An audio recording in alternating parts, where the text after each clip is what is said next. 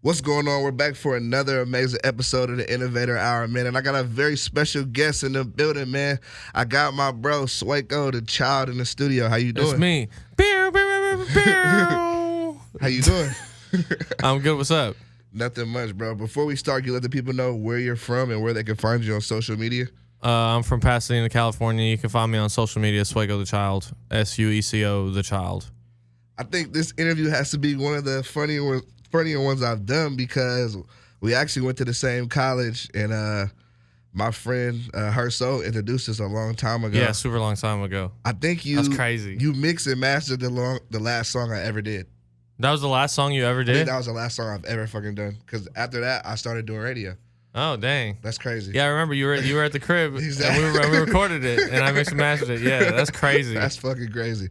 What was it like growing up in Pasadena for you? I mean, it was cool. It was different. Like, going to elementary school. I went to elementary school in Echo Park. Yeah. So that was cool. And then I don't know. Pasadena's like a melting pot. Everybody's there.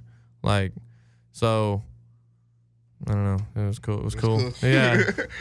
I'm not really coming up with the best answers off the top of my brain right now. Nah, it's all good. So when did you start making music? I started making music like real young. I've been making music my whole life. I started making music when I was like writing songs when I was around 14, 15, just because I was going through a rough place in my life and I needed a creative outlet. Yeah. I needed pretty much a place to let out my emotions. And then I was in like hardcore punk bands when I was in high school. I was in the jazz band playing drums. And then I started making beats when I was in university. And that's when I started taking rap more seriously. Yeah. And then, yeah. Do you remember the first song you ever made? And was it fire? It was a guitar song, and I can't even remember what it was, but it probably was terrible. It was probably shit on the people that would you. It was probably like the most corniest, sad teenage angst song you ever heard in your life. What artists did you grow up listening to? Like the first music that I ever, or the first band or artist or anything that I ever like personally, by my own free will, went out and listened to and like bought a album was Green Day, American Idiot. That was the first ever anything that wasn't just played to me by my mom or my dad. Yeah. Right. That album. And then really shortly thereafter when I was in middle school, it was Lil Wayne when someone gave me these Skull Candy headphones and he said, you gotta listen to this shit is crazy. I'm like, all right, whatever. I put it on and then they played a milli, and then when the bass hit, it just blew my brain. Yeah. So that was like the first rapper I ever listened to. Yeah. And then a little bit later it was like Kendrick. I really got into him, and then I was listening to a lot of like hardcore and jazz. Yeah. For some weird reason. I mean, I was in jazz band, so I guess not that weird of a reason. Before you decided to go to CSUN, you're supposed to go to Berkeley School of Music, right? Yeah. And how do you feel about like not going there and going to CSUN? You think that was you're happy? Were you? I wouldn't be where I'm at if I went to Berkeley College. I would probably be like a jazz drummer for some weird jazz band or something. Which I mean, it's cool, but like I wouldn't be doing this. Yeah, I feel you. What is your process like for making beats and working on lyrics for your songs? Making beats, it's pretty much just finding cool sounds and finding things that express or are a sonic representation of how I'm feeling or how I want to feel, if that makes sense. Just creating the melodies. The melodies obviously is the very first thing. So either I'll pick up my guitar, play my guitar, and like record that and make a beat off that, or go into Omnisphere or whatever the hell I'm using, make melodies, and then from there just I'll make the drums or the structure, and then the bass line, the 808, that usually comes last. And then lyrically it's completely how I'm feeling. So I'll always start with the music first. And then just whatever I'm feeling at the moment, that's what comes out. You right? Yeah. Okay. I'm terrible at freestyling. Really? Shit at freestyling. You do not want to hear me freestyle. I feel like most of the artists that I've been bringing through to do interviews with, they said they don't really write anymore. They just Either they're punching in or they're just freestyling everything. I mean, that's them. Yeah. That's not me. I can't. That's not my specialty. What's the next color you're gonna dye your hair? It's gonna be blue for a while. It's gonna be blue for a while. Yeah. Why blue? I tried a whole bunch of different colors, like purple. For a while, it was like I did like purple and green, and it was like purple and blue, and then it was like red for a while, and then it was just like bleached white, and just for some reason, blue is just the best one. All right, for sure. So let's talk about the hit single "Fast." Yeah. The record is fire. You just dropped the remix as well, featuring Offset and A Boogie with the hoodie. What was the mindset when you were originally creating this record?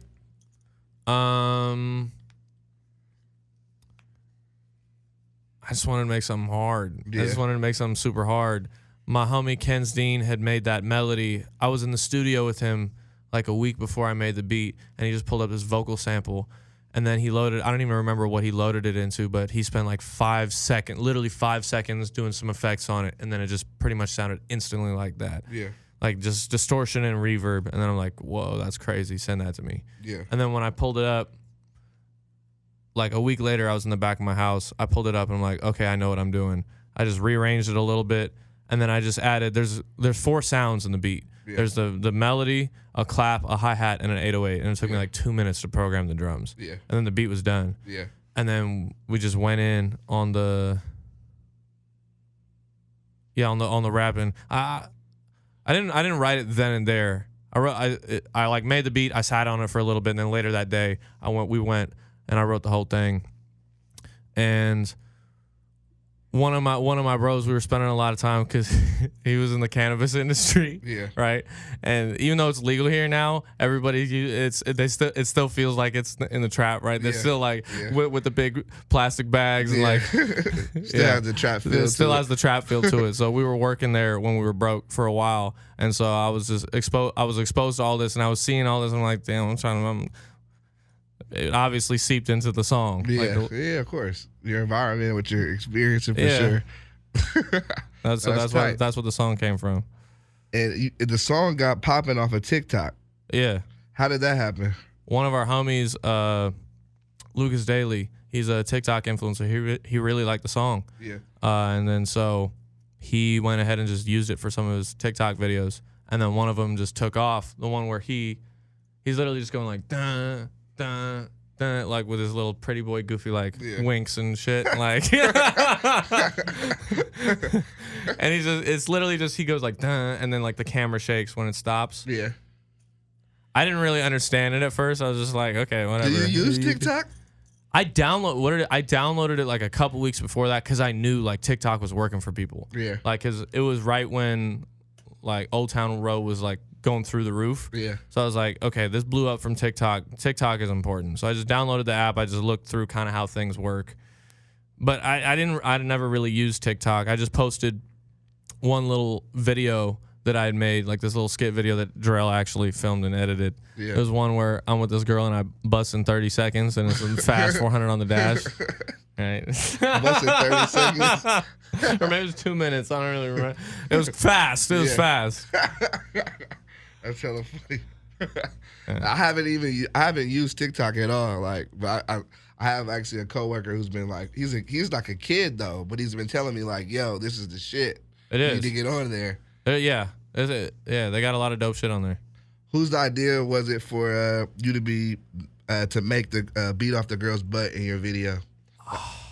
That was a good idea for sure. I'm not taking credit for that one. Was it Lamont? Yeah. It was Lamont. Lamont, yeah. Lamont had that idea. How much input did you have into this video?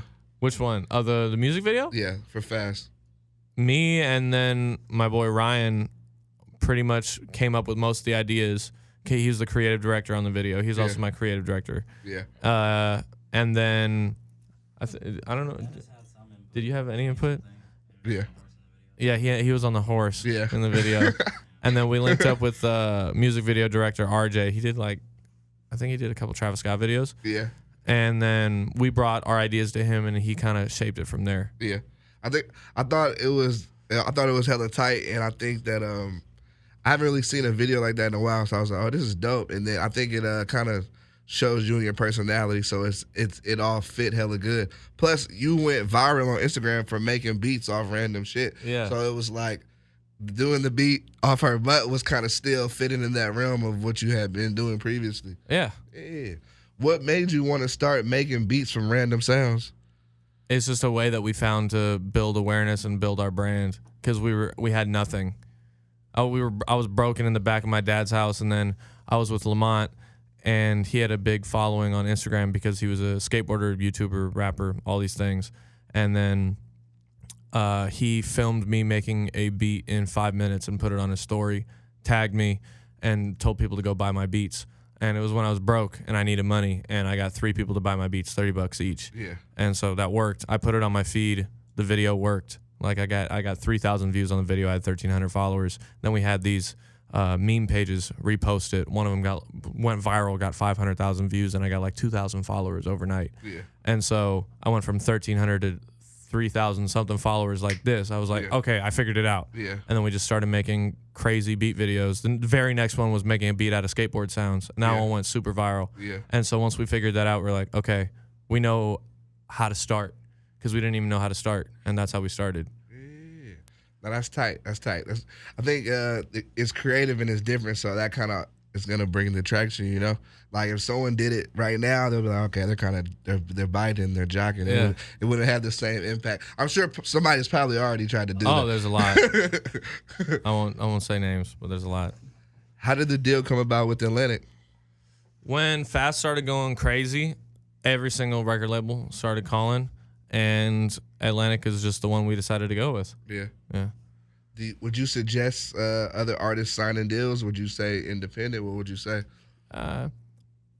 If you know what you're doing and you have your wits about you and you're not gonna, and you know how to compose yourself and you know what you want, there's nothing really wrong with signing a deal. Yeah. But when you don't know what you're doing and you're not strong enough to put your foot down and you're not strong enough to have your own opinions and have your own know where you're going, it might fuck you over. Yeah. But as long as you know what you're doing, there's nothing wrong with signing a deal. We both went to CSUN. Shout out to CSUN. Both our jobs don't really require a college education. Nope. Would you suggest that other innovators like us should go to college, or If you want, go to college, but there's no real need to. Yeah. I don't think. It's a good place to grow and experience, but you can grow and experience other places too. Yeah. No, I agree. The reason I asked you that was because I feel like sometimes I'll be like, damn, imagine if I started doing interviews and doing this shit since like before I started going to college. Like it would be like 8 years in. Yeah. So it'd be like, damn, I feel like all this time that we were focused on doing homework and turning in assignments, we could have been just doing University is a good place to figure things out. For sure. 100% So agree with that. that's why there's nothing wrong with going to school, but if you know what you want to do and you know where you want to go, you just have to figure out how to get there. And actually most things, university isn't the way to go. Yeah. But if you don't know what you're doing, go to university. I'm giving these like really bland, boring answers. My bad, like the politician answers. Yeah, go to school, kids. Good. Can you tell me about a surreal moment so far you've had in your music career?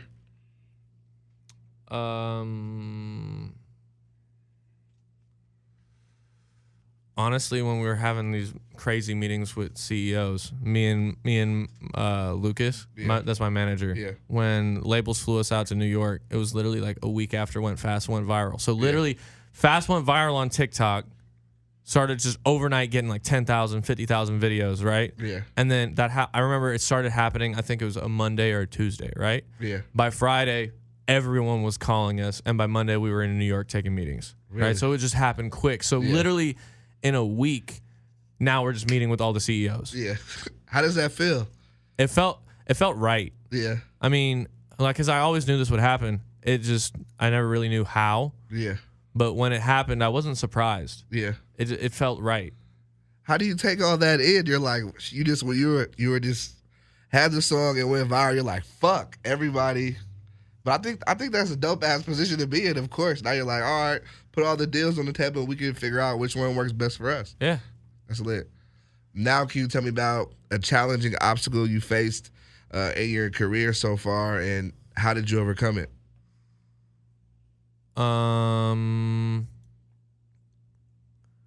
Transitioning from the beat making things into being an artist. Yeah. That was the most difficult thing so far. Yeah. But all we had to do was stop going viral for making beats and then drop a really good song. It wasn't as difficult as I thought it would be. Yeah. But I'm glad that we stopped when we did. Yeah. Because if we would have kept going, we would have just been that forever. Yeah. Yeah, we made that conscious decision to stop in March. Yeah. What is a perfect day for you?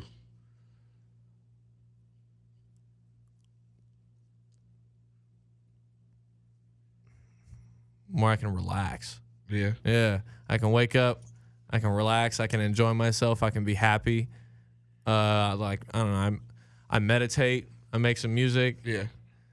I like what's crazy is I feel like a lot of people don't like the business side of shit. Like they don't like the business meetings, they don't like the call with the lawyer. Yeah. But like that's the conversations that excite me because it makes me know like, oh, things are moving, things are going right. Yeah. So like I like those type of calls. I like the getting shit done calls. Yeah. So low-key, a perfect day is where it's peaceful, but I'm still like making calls and getting shit done. Yeah, of course. What's next for you? Can we expect a project coming? Yeah, we're working on something. Do you have a name? It's Miscreant. Miscreant. That's the name of the project. Yeah. Why that name? I feel like it represents everything that I am at this moment, or that my music represents. It's a very good representation of what will be on the project. Yeah. Because the word miscreant, it doesn't have a negative connotation. Yeah. Like it's like kind of like Yeah. you feel like it's a whimsical word, but Yeah. it's still like they're kind of on some shit. Does that make sense? Yeah. So like, I just really like that word, and yeah, that's pretty much it. Can we expect some new videos, shows, anything coming up? Yeah, we're working on the next song I drop is gonna have a music video. We're working on that right now. Okay. And any shows? Shows, like full shows? Performances, anything? Oh, like shows, like performances. Yeah. After the EP drops, we're gonna be doing performances Okay. Wait, when is the EP dropping? soon. Soon. All right. What are some artists you want to work with in the future? The Weeknd, Kanye, Kendrick, Yeah. Billy Joe Armstrong from Green Day. Yeah. And who and if you had the option to work with all of them, who would you work with first? Crazy enough, I feel like the first one that would happen was Kanye. Yeah. I feel like it because he's because he actively goes out and tries to do stuff with the newer artists. Yeah. You can see that because he did something with Pump, he did something with YNW Melly. Like Yeah. he I feel like he's the most would be the soonest one to happen out of all those. Yeah. Now he has. You're right. He does work with a lot of like new artists that are coming up. I want to ask you. I saw you talk about people don't initially take you serious till they see your talent. Why do you think that is? No, people didn't take me serious at first. Is that what? Yeah. Well, I saw your interview say how people don't initially take you serious when they see you. Oh yeah, because I'm this weird looking white kid. That's why. I mean, I'm not surprised by that. Yeah. Especially how I used to look. Like I don't know if you remember. I look a lot different now than I used to. For sure. How many instruments do you play? I play the drums. I play guitar. Because I play guitar, I kind of play bass. Yeah. So I mean, I guess you could count that as another instrument. Yeah. I can half-ass play the piano. So. Yeah. And actually, when I was in school, I played the trumpet, but Really? I can't play it. I can go lost it? no, like that's it. When did you learn your first instrument?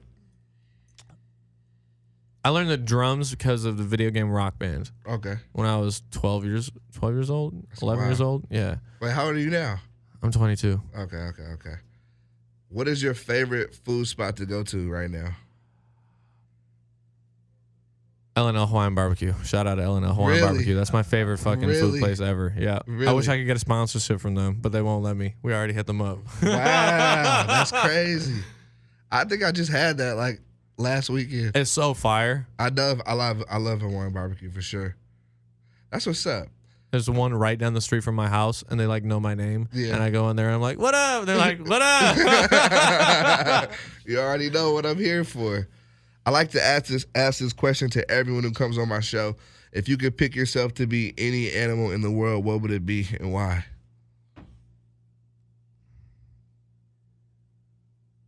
I think I'd be a dog, like a regular dog. A regular dog? Yeah. Why? No, I know who I'd be. All right. There's this like dog shelter on, I think it's on Fairfax. Yeah.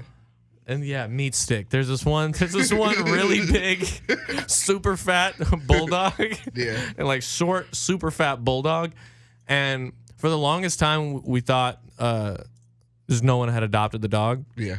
But I guess it's like the owner or whatever's dog. Yeah. But it's just super fat, super nice, doesn't move at all. We just named him Meat Stick. Yeah. And if I could be an animal, I would be Meat Stick. Because he just looks lazy and he doesn't do anything all day. And he just stands there. Yeah.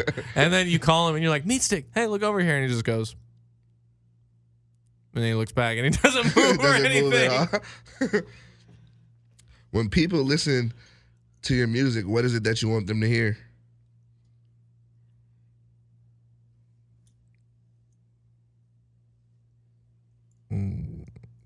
The music? Yeah. I don't know. Like, what do you? The whole shebang, I guess. Yeah. I don't. All right. Sorry. The reason I asked you that, you might be like, I want them to hear the pain, the passion. That's what some people be saying, but I mean, it depends on the song, really. Like, yeah, if it's a song that has pain or passion, yeah, cool, hear that. But just because I'm a person that listens to the actual like sound of the music before I listen to the vibe, or like it needs to sound good in my ears. So like that's what I focus on.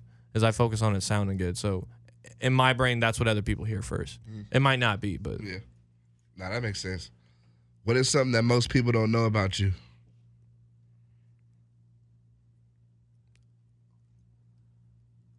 I meditate every day.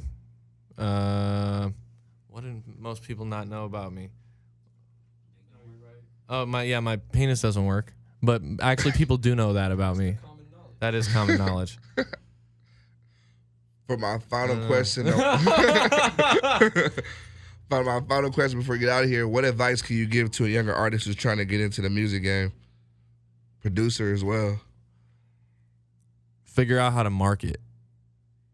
That's it. Figure out how to get people to hear your stuff through the power of the internet. Because if you can figure out how to do that and do that by yourself, then you'll blow up and you'll make it. It's just about marketing. I mean, of course it is about having quality music, but if you have quality music but nobody's hearing it, it doesn't really matter. Yeah. It's about marketing. Shit, that's good advice. I think that's big. A lot of people have told me that marketing is probably the biggest thing, because it's like you said, you can be making the best records in the world, and if only 100 people hear them, what does it matter? Exactly. Yeah. Any final words before you get out of here? Stay in school, kids. God, that was so corny. Yeah, unless you don't want to. Oh, man. I feel like I've just been a big ball of sunshine and positivity in this interview. It's kind of weird. I'm not usually like this. Once again, I appreciate you coming. Can you give your Instagram one more time before you get out of here? Sueco The Child, Sueco The Child. I appreciate you. You too, man.